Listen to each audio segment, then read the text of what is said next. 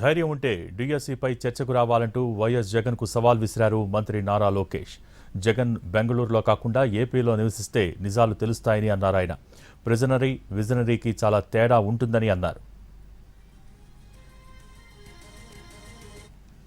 బెంగళూరులో కాకుండా ఆంధ్ర రాష్ట్రంలో నివసిస్తే వాస్తవాలు తెలుసుకునే అవకాశం ఉంటుంది. ఆయన సొంత నియోజకవర్గంలో నివసించారు. ఆయన చూస్తే బెంతాహే అని పేరు పెట్టారు. అంటే బెంగళూరులో ఉంటాడు, తాడేపల్లిలో ఒక రోజు, హైదరాబాద్లో మిగిలిన రోజు.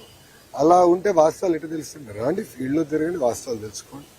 ఎక్కడైనా అరకొర తప్పులుంటే తెలియజేయండి, సరిదిద్దడానికి ప్రభుత్వం సిద్ధంగా ఉంది.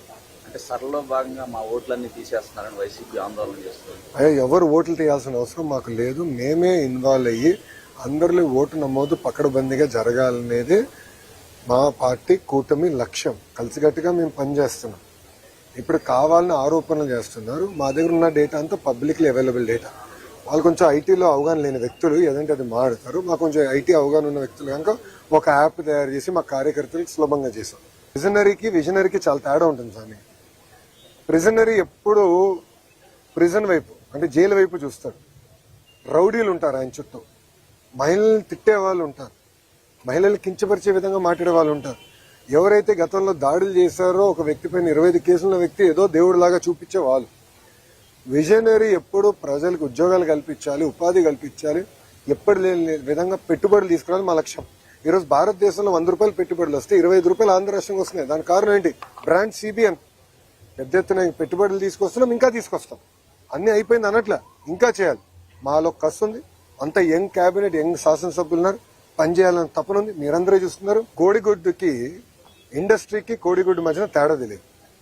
ఇండస్ట్రీ ఎప్పుడు వస్తుందంటే కోడి ముందలు వచ్చిందా, గుడ్డు ముందలు వచ్చిందా అని చెప్పి ఆనాడు మొత్తం భారతదేశం మనం చూసి నవ్వే పరిస్థితి. అందుకే ముద్దుగా కోడిగుడ్డు మంత్రి అని పేరు పెట్టిన ఆయన అలానే చేస్తాడు. ఆయన 5 సంవత్సరాలు ఒక్క పరిశ్రమ తీసుకురాక ఉన్న పరిశ్రమలు తరిమేశాడు ఆయన. మీరు చూడండి, అదాని డేటా సెంటర్ 2019లో మేము శంకుస్థాపన చేస్తే అది రానికుండా చేశారు. ఇంకో పక్కన ఫాక్స్కాన్ తరిమేశారు, ఫ్రాంక్లిన్ టెంపుల్టన్ తరిమేశారు, అమర్ రాజా బ్యాటరీని తెలంగాణ తరిమేశారు.